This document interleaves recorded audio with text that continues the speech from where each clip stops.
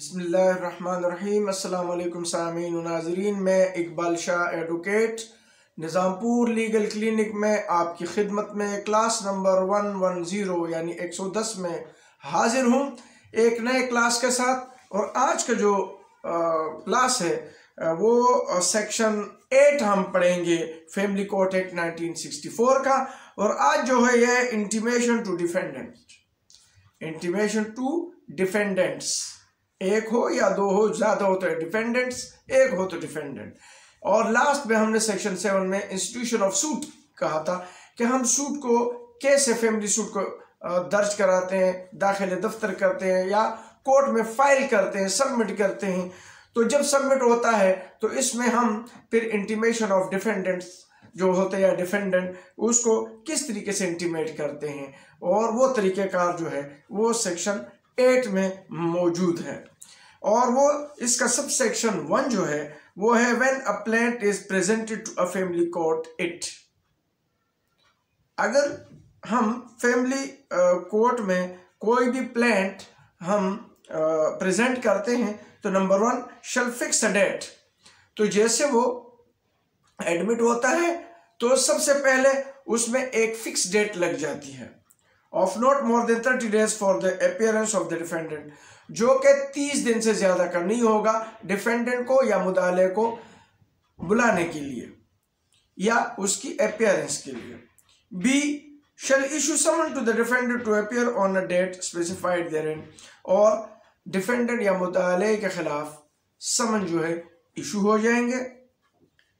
C shall within 3 days of a presentation of the plaint sent, और 3 दिनों के अंदर भेजा जाएगा क्या क्या चीजें टू ईच डिफेंडेंट। अगर एक से ज्यादा डिफेंडेंट है मुदालियान है तो उनके लिए बाय रजिस्टर्ड पोस्ट एक्नॉलेजमेंट, और रजिस्टर्ड एडी के जरिए यानी डाकखाने के जरिए जो है आप एक्नॉलेजमेंट भेजेंगे, और बाय कोरियर सर्विस और बोथ, या भी किसी कोरियर टीसीएस या किसी और के जरिए या फिर दोनों के जरिए।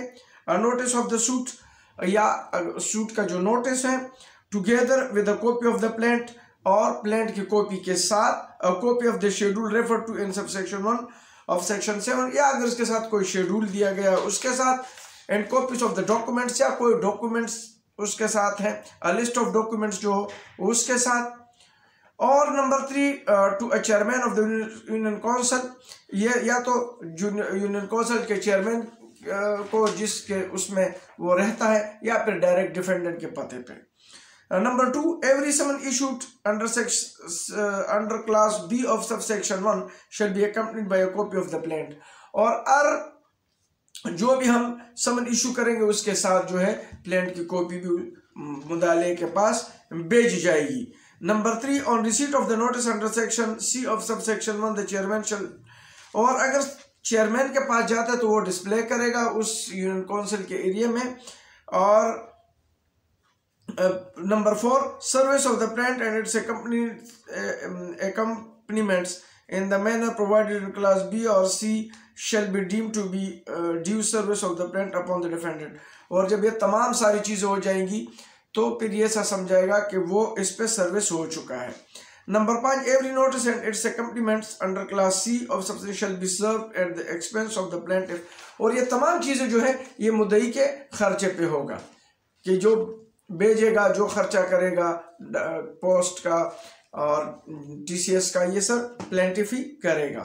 Number 6 summon issued under clause B of subsection 1 shall be served in the manner provided in the code of civil procedure code order 5 rule 9 10 11 16 17 18 19 20 21 22 23 24 25 27 और 28 और 29।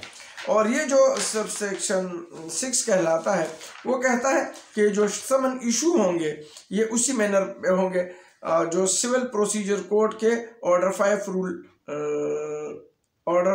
5 रूल जो है 9 से लेकर वो 28 और 29 तक, इसी की सूरत the cost of such summon shall be assisted and paid as for summon issued under, और जो कॉस्ट भी होगा वो भी सिविल प्रोसीजर कोड ही के मुताबिक होगा। अब जो है ये तरीक़ाकार होता है जब प्लेंट हम इंस्टीट्यूट करते हैं, दाखिल करते हैं, उसके बाद जो है मुदाले के पास भेजते हैं।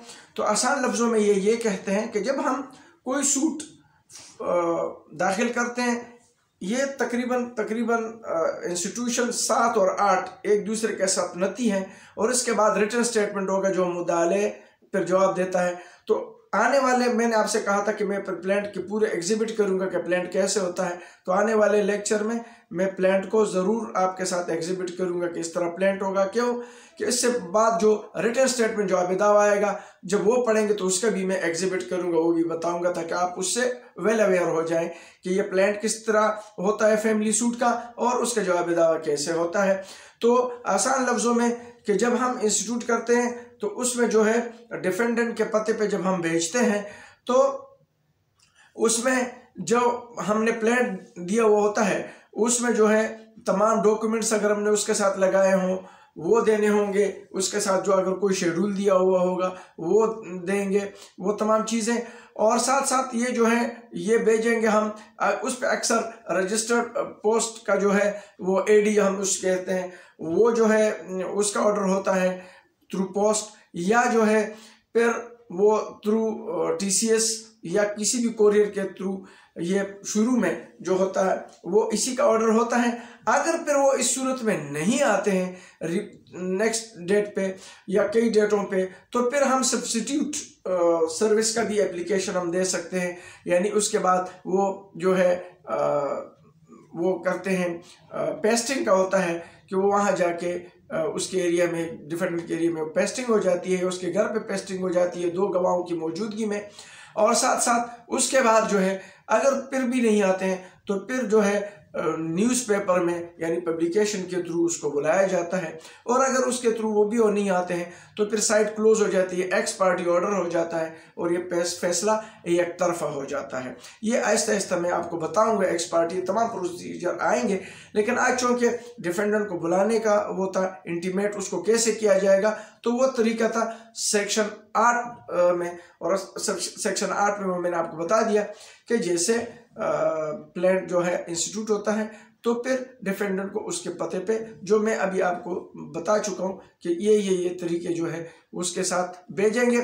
और जो नोटिस आप भेजते हैं उसी के साथ आप जो मैंने बताया था पहले भी लेक्चर में कि प्लांट की 3 कॉपियाँ होती हैं।